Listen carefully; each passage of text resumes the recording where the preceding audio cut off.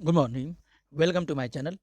आज मैं आपको बताता हूँ बहुत ही बेहतरीन बातें जिससे कि बलगम बलगम को ख़त्म करती है। बहुत सारे लोगों को बलगम होती है और मुंह में बदबू आती है, तो मुंह की बदबू अच्छी करने के लिए अच्छी बता रहा हूँ। और दूसरी बात यह है, गुस्सा को ख़त्म करने वाली चीज़ और रंग साफ करने वाली, मुंह की खुशगवार बनाती है। और ज़्यादा ये जैसे बोलते हैं कि बहुत सारे लोगों को खून की कमी होती है ना?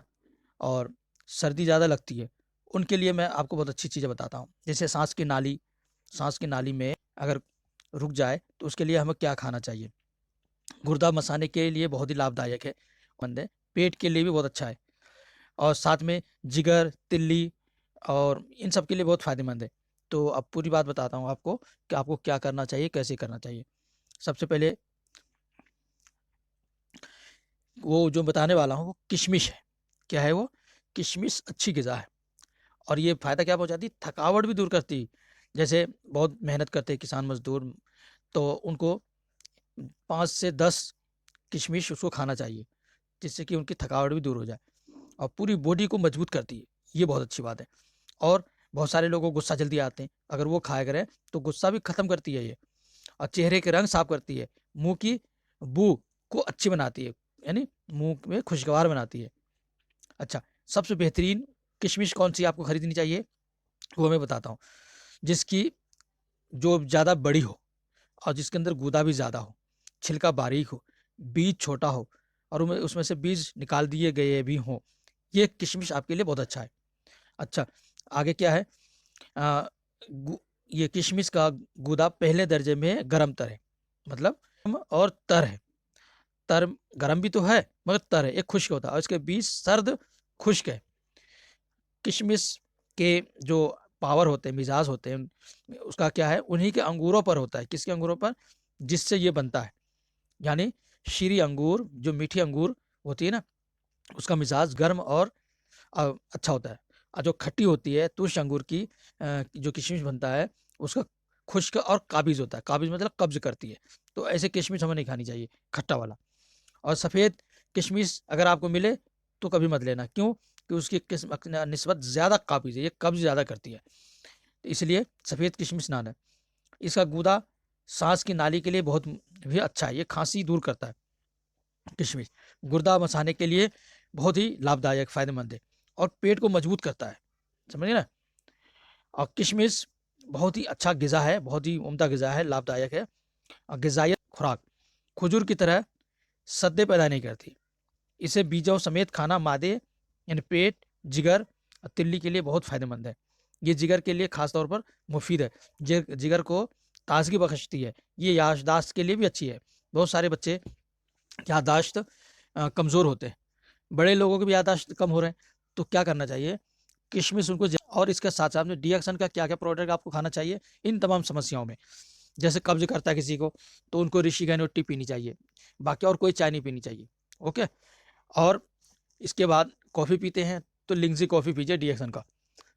और अगर आपको इसके अलावा कोई समस्याएँ, प्रॉब्लम हैं, तो आप अपना इलाज कराने के साथ-साथ में इलाज में सपोर्ट करने के लिए, जिससे कि आप जल्दी सही हों, उसके लिए आपको डिएक्सन कंपनी का मशरूम पाउडर या उसका कैप्सूल, जिसको बोलते हैं आरजी और जीएल, दोनों एक साथ खाना चाहिए, जिससे कि आपकी बीमारी इलाज होने में आपको ज़्यादा जल्दी सपोर्ट आजकल देखते हैं, अभी कुछ दिन पहले मैक्स हॉस्पिटल में किडनी ट्रांसप्लांट हुआ है, किसका? कोरोना वायरस वाले का।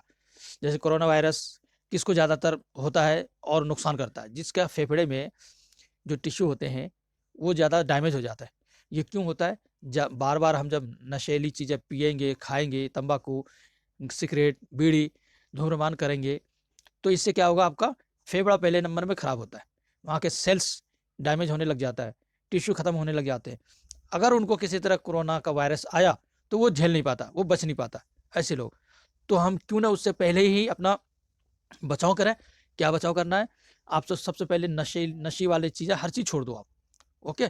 जब सारे ही नशे वाली चीज़ें छोड़ देंगे, तो आपका फेफड़ा धीरे-धीरे अच्छा होता चला जाएगा। अब जो आपने पहले से यूज़ किया है, पिया, तो उसको सफाई करने के लिए आपको आरजीजीएल, ऋषिकेनो टी और लिंग्ज़ी कॉफ़ी आपको पीना चाहिए। इससे आपका लंग्स बहुत जल्दी साफ होता चला जाएगा। हाँ, मगर जब आप ये सब चीज़ें यूज़ करेंगे ना, जिसके लंग्स में प्रॉब्लम, अस्थमा की प्रॉब्लम जो होती है लंग्स की वजह से होती है, सांस ज़्यादा नहीं ले पाता है बंदा, जिससे लंग्स के छेद कम हो जाते हैं, तो इसलिए बार बार सांस लेता है जल्दी जल्दी यूँ करता रहता है। तो उनकी सफाई के लिए आपको क्या करना है, पहले तो आप ऋषिकेनो टी पीजिए दिन भर में 4-5 गिलास, ओके। और 1 महीना के बाद आप जीएल लीजिए। जीएल के बाद 1 महीने के बाद आप आरजीबी इस्तेमाल कीजिए, यानी धीरे-धीरे डोज़ बढ़ाइए ताकि आपको परेशानी धीरे-धीरे आए। अगर आप अचानक आरजीजीएल लेने लग जाएँ, तो 24 घंटे के अंदर में आपको खाँसी शुरू हो जाएगी। 24 घंटे में खाँसी होने लग जाएँगे और आप डर जाएँगे, डरेंगे, कहेंगे यार ये तो और ज़्यादा प्रॉब्लम आने लगी। तो इसलिए हम पहले बताते हैं कि ये सफाई करेगा तो आपको लगेगा कि खाँसी बहुत तेज़ हो गई, बहुत ज़्यादा। मैं पहले जब गुड़ खाया करता था, थोड़ा-सा भी गुड़ खाता था तो खाँसी होने लग जाता था। तो मैंने मालूम किया गुड़ से क्या फ़ायदे हैं। गुड़ लंग्स की सफाई करती है। तो हमारा लंग्स में प्रॉब्लम थी, हमें भी अस्थमा, दमे की प्रॉब्लम थी, वो बहुत ज़्यादा नहीं, 50%। तो हम ट्रेन में, जनरल बोगी में हम चढ़ ही नहीं सकते थे, साँस फूलने लग जाता था, इतनी प्रॉब्लम हो गई थी। जब मैंने थोड़ा-सा गुड़ खाया तो और बढ़ गई, तो इसलिए गुड़ खाता ही नहीं था, सिर्फ़ चीनी खाता था। जब मुझे डिएक्सन का प्रोडक्ट मिला, तो मैंने क्या किया, वो इस्तेमाल करना शुरू कर दिया, ऋषिकेनो टी, ये सब चीज़ें, तो हमारी बढ़ने लगी। तो मैं ट्रेनिंग में सुना था, पढ़ा भी था हमने कि इसको यूज़ करने से पहले ये समस्याएँ आएँगी, अस्थमा वाले को ज़्यादा दमे के शिकार होंगे, मतलब ज़्यादा साँस फूलेंगे, ज़्यादा उसकी खाँसी आएँगी। तो मैंने कहा अच्छा, तो इसलिए हमारी पिछली नई वीडियो में जितनी भी हमने बोलकर बनाया है, सब वीडियो में खाँसी की आवाज़ आ रही होगी। क्यों आती है? यही समस्या थी। क्यों? क्योंकि हमारे लंग्स के छेद बंद थे, इसलिए। तो मैंने छोड़ा नहीं, अगर मेरे मेरे जगह आप होते तो आप छोड़ देते, क्योंकि इतनी समस्याएँ, प्रॉब्लम हमें हुई इनको खाने से। तो मैंने ये सोचा कि ये बिल्कुल सही कर रहा है, जैसे लिखा है रिसर्च में, जैसे मुझे बताया अपलाइन ने, जैसे मीटिंग में सुना, डॉक्टर गोपी बजाज ने जैसे बताया था, और तो मैंने देखा कि सेम वैसा ही हो रहा है, मतलब मुझे और यकीन होता चला गया कि वाक़ई में ये हमारा प्रॉब्लम दूर कर देगा। अल्लाह के फज़ल व करम से, अल्लाह ही शिफ़ा देने वाला है। तो हमने यूज़ करने शुरू कर दिए और आज अल्लाह का शुक्र है, हमें साँस भी नहीं फूलता और खाँसी भी नहीं आती। अभी तक मैंने आपसे बात किया है और 10 मिनट हो चुके हैं, तो आपको अभी तक एक भी खाँसी की आवाज़ नहीं आई, पहले आती थी। तो आप आज भी पुरानी वीडियो सुनते हैं कुछ लोग, तो कहते हैं पहले अपनी खाँसी का इलाज तो करो, बाद में वीडियो बनाना। तो मैं कहता था ये एनिमल रिफ्लेक्शन है। हम ऋषिकेनो टी पीते हैं, आरजीजीएल खाते हैं, तो इससे हमारे टॉक्सिन निकलता है लंग्स से, इसलिए खाँसी हो रही है। ठीक है? तो आप भी खाओ, आपको भी खाँसी होगी।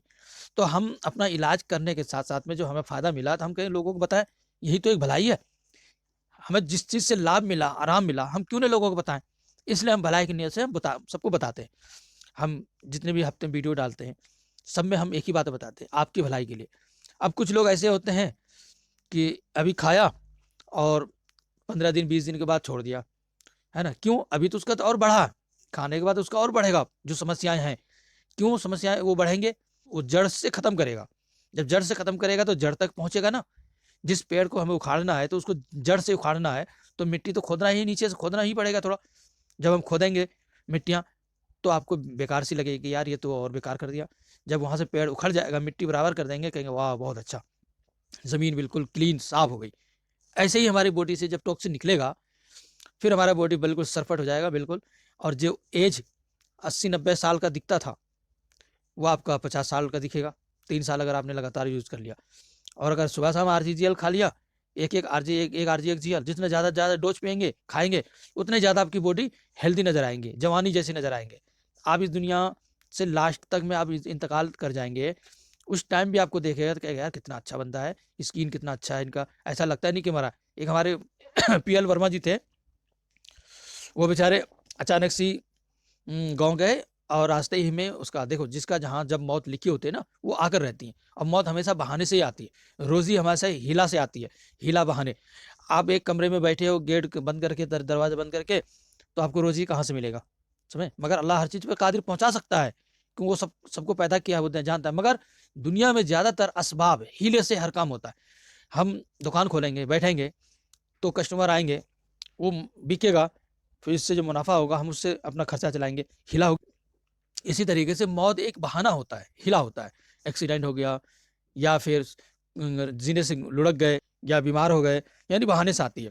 तो हमारा मतलब कहने का है, उनको जब देखा वर्मा जी को, तो दिखने में ऐसा लगता है कि बिल्कुल सोया हुआ है, अभी-अभी सोया है, ऐसा लग रहा था। क्यों? क्योंकि वो आरजीजीएल 10 साल से ज़्यादा वो खा रहे थे, 10-15 साल से, और बहुत ज़्यादा खाते थे वो, और अपने आप को इतना अच्छा हट्टा-कट्टा महसूस करता था, मगर उनको यकीन था कि हम 100 साल से ज़्यादा जिएँगे। मगर ईश्वर को, अल्लाह ताला को मंज़ूर नहीं था। क्या मंज़ूर नहीं था? क्योंकि सबका फ़िक्स टाइम है। दुनिया में जब भेजा जाता है, तो सबका फ़िक्स टाइम करके भेजा जाता है। उस फ़िक्स टाइम पूरा होने के बाद आपको वापस बुला लेगा। इसीलिए मौत से कभी भी कोई भी नहीं भाग सकता, कोई नहीं बच सकता है। टाइम से पहले मौत नहीं आ सकती, और टाइम पूरा होने के बाद भी नहीं बच सकता इंसान। ये यकीन कर लीजिए। और अल्लाह ताला हर चीज़ पर कादिर है, वो कुछ भी कर सकता है। कहीं भी छुप जाओ, मौत आनी है तो आनी है, आके रहेंगी। और आपको आग में जला दें, टुकड़े कर दें, फिर भी अगर ईश्वर अल्लाह बचाना चाहे तो वो बचा सकता है, क्योंकि वो हर चीज़ पर कादिर है। तो मेरा मतलब ये था कि किशमिश किशमिश के ज़रिए आप बहुत सारे फ़ायदे उठा सकते हैं, लाभ उठा सकते हैं। और अंगूर बहुत सारे लोग खाते हैं, मगर कोल्ड हो जाता है। एक मरतबा मैंने अंगूर सस्ता मिल रहा था, ₹10 का हमने लिया, ये सन 2003-4 की है बात। तो मैंने खा लिया। खाने के बाद अब वो मौसम भी ठंडी का मौसम था। मेरे को दस्त होने लगा, ठंड लग गई मुझे। तो अंदाज़ा लगाया कि मैंने यार क्या ऐसी चीज़ खाया जो ऐसा हुआ? तब समझ में आया अंगूर से। और कई लोगों को हमने दिया भी था, उनको भी दस्त हुआ। तो मैंने कहा अंगूर मत खाना, अंगूर नुकसान करती है, और ऐसे लोगों को जिससे कि कोल्ड से एलर्जी हो। तो इसलिए अंगूर ना खा के आप किशमिश खा लो, जिसको अंगूर शूट नहीं करता। मैं किशमिश खाता हूँ, और किशमिश को आप हलवा में भी डाल के खा सकते हो, जिससे कि अच्छी तासीर बन जाती है उसकी। आप देसी घी में डाल के हलवा बनाओगे, तो देसी घी का गर्माहट और किशमिश ये सब मिलके आपकी बॉडी को गर्म करती है। इसलिए, और बलगम जिसको होती है उनको तो मज़ा आ जाता है। हलवा किशमिश डाल के, बादाम डाल के खाओ, तो बलगम वाले को और अच्छा फ़ायदा पहुँचाती है। किशमिश ज़्यादा से ज़्यादा मात्रा में दीजिए। बहुत सारे लोग दूध में डाल छुहारा और ये सब चीज़ें मिला के उबाल के खाते हैं, उनको भी बहुत फ़ायदेमंद है, तो वो भी खा सकते हैं। तो डीएक्सन का भी प्रोडक्ट यूज़ कीजिए, और अपना कुदरत का बनाई हुई चीज़ों का इस्तेमाल कीजिए। कुदरत डीएक्सन में जो मशरूम है, ये सब चीज़ें क्या अल्लाह का पैदा किया हुआ है, सब नेचुरल है। फैक्ट्री में तो तैयार होती नहीं, ठीक है? आज घर-घर में मशरूम लोग खाते हैं, सफ़ेद मशरूम सब्ज़ी बना के खाते हैं, कितना मज़ेदार लगता है। तो बहुत सारे लोग नहीं भी खाते, जिसको मशरूम के बारे में पता है, तो वो खाते हैं, जिसको नहीं मालूम नहीं खाते। बिहार में मुसलमान लोग बहुत ही कम खाते हैं मशरूम, साँप का छत्ता बोलते हैं, और लरवा में, पुआल में हो जाता है, स और छप्पर पे हो जाता है। पहले ज़माने में ज़्यादातर लरवा का धान के जो होता है ना पौधा, उनका बनाया जाता था, जिसको बोलते हैं पराली, उसी के छप्पर होते ज़्यादातर। तो बारिश के दिनों में भी वहाँ से निकलता था। तो हमारे पड़ोसी में रहते थे हिंदू भाई लोग, तो वो ले लेते थे, और लेने के बाद उसको भून-भान के मसाले के साथ वो खाते क बड़ा अच्छा। हम लोग बचपन में कहते यार ये क्या खाता है, साँप का छत्ता, छी, गंदी बात है।